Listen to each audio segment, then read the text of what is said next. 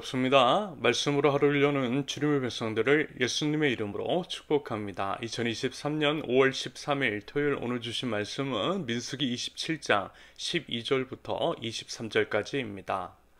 여호와께서 모세에게 이르시되 너는 이 아바림 산에 올라가서 내가 이스라엘 자손에게 준 땅을 바라보라.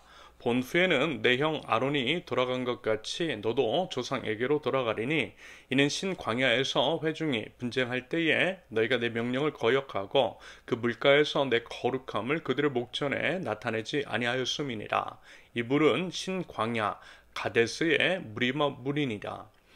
모세가 여호와께 여짜와 이르되 여호와 모든 육체의 생명의 하나님이시여 원하건대 한 사람을 이 회중 위에 세워서 그로 그들 앞에 출입하며 그들을 인도하여 출입하게 하사 여호와의 회중이 목자 없는 양과 같이 되지 않게 하옵소서. 여호와께서 모세에게 이르시되 눈의 아들 여호수아는 그 안에 영이 머무는 자니 너는 데려다가 그에게 안수하고 그를 제사장 엘르아살과 온 회중 앞에 세우고 그들의 목전에서 그에게 위탁하여 내 종기를 그에게 돌려 이스라엘 자손의 온 회중을 그에게 복종하게 하라. 그는 제사장 엘르아살 앞에 설 것이요 엘르아살은 그를 위하여 우림의 판결로서 여호와 앞에 물을 것이며 그와 온 이스라엘 자손 곧 온 회중은 엘르아살의 말을 따라 나가며 들어올 것이니라. 모세가 여호와께서 자기에게 명령하신 대로 하여 여호수아를 데려다가 제사장 엘르아살과 온 회중 앞에 세우고 그에게 안수하여 위탁하되 여호와께서 모세에게 명령하신 대로 하였더라. 아멘. 오늘 주어진 본문을 통해서요 세 가지 정도로 말씀을 나눠보겠습니다. 첫째, 약속을 이행하시는 하나님. 성경은요 분명히 말씀하고 있어요. 민수기 23장 19절 하나님은 사람이 아니시니 거짓말을 하지 않으시고 인생이 아니시니 후회가 없으시도다. 어찌 그 말씀하신 바를 행하지 않으시며 하신 말씀을 실행하지 않으시랴. 그러므로 여러분 우리가 취해야 할 마땅한 태도는 하나님의 말씀, 약속의 말씀을 붙드는 겁니다. 기도로 약속의 말씀 붙들고 기도할 때에 응답되는 줄로 믿습니다. 아무튼 이렇듯 약속을 반드시 이행하시는 하나님, 기도 응답이라는 측면에서 볼 때는 참 좋은데요. 무섭고 두려운 부분도 분명히 존재합니다. 심판이라고 하는 측면에서 보면 그렇다라는 거예요. 여러분 기억하시죠? 예수 그리스도께서 재림하실 때 그때는 우리 주님께서 심판자로 오신다라고 하는 것을 말입니다.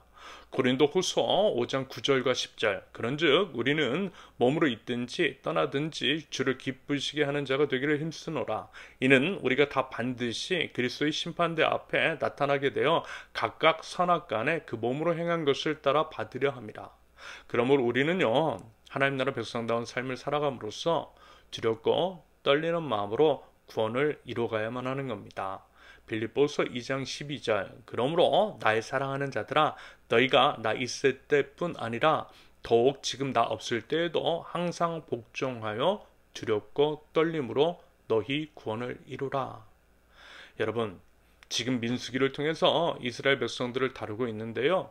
이스라엘 1세대 중에서 여호수아와 갈렙을 제외하고는 가나안 땅에 들어가지 않은 것에 대한 의미, 기껏 출애굽을 했으면서 가나안 땅에는 끝내 못 들어간 이스라엘 1세대를 통해서 보여주시고자 하는 하나님의 뜻을요 우리 한번 곰곰이 생각해 보실 수 있기를 바랍니다.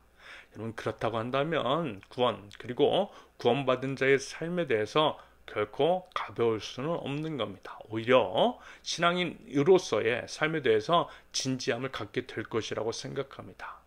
다시 한번 말씀을 드리지만 약속을 반드시 이행하시는 하나님이신데 하나님의 약속이 축복과 은혜의 말씀만 있는 건 아니라는 것. 심판과 저주 그리고 그것의 이행도 있다라는 거예요. 무리바 샘물에서 하나님의 거룩함을 해쳤던 모세, 마치 자기가 하나님이나 되는 것처럼 반석을 2번씩이나 쾅쾅 내리쳤던 모세에게 가나안 땅에 들어가지 못할 것이라고 징계를 내리셨던 것을 지금 이행하시겠다고 말씀하시는 것처럼 말입니다. 그러므로 우리가 이 부분에서 취해야 할 삶의 교훈은 뭐겠어요? 무엇보다도 먼저 하나님의 말씀을 힘써 아는 겁니다. 약속의 말씀을요 꼼꼼하게 살펴보는 거예요. 그래서 어떤 말씀들이 있는지를 알아야겠죠. 축복과 은혜의 말씀은 무엇이며 반면에 저주와 심판의 말씀은 혹 무엇인지에 대해서 먼저 알아야만 할 것입니다.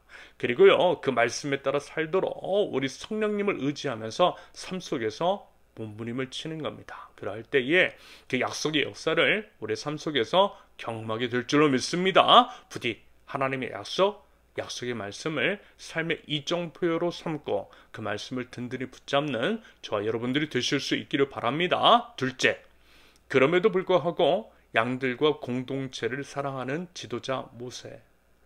여러분, 모세라는 인물이요, 참 대단합니다. 그의 태도를 볼 때 그런 생각이 들어요. 자, 한번 생각해 보자고요. 기껏 생명 걸고 애굽 땅에 가서 생명 걸고 이스라엘 출애굽시켰는데, 그리고 이제 40년 동안에 고생하면서 그 말 안 듣는 이스라엘 백성들을 이끌었는데 정작 가나안 땅에는 못 들어간다니요. 그것도 바로 눈앞에 가나안 땅이 버젓이 펼쳐져 있는데, 당사자인 모세의 심정을 헤아려 본다면 마음이 좀 많이 상할 것 같아요. 모세도 말하자면 목사잖아요. 영적인 리더, 지도자.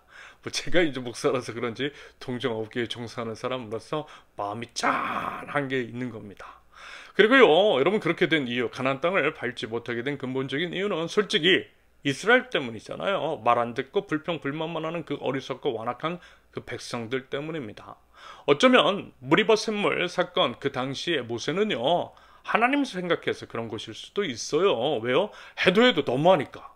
그래서 모세는 하나님을 대신해서 역정냈던 것일 수 있습니다. 그런데 하나님께서 그것을 하나님의 거룩함을 훼손시키는 것으로 여기실 줄을 모세가 과연 알았겠느냐라는 거예요.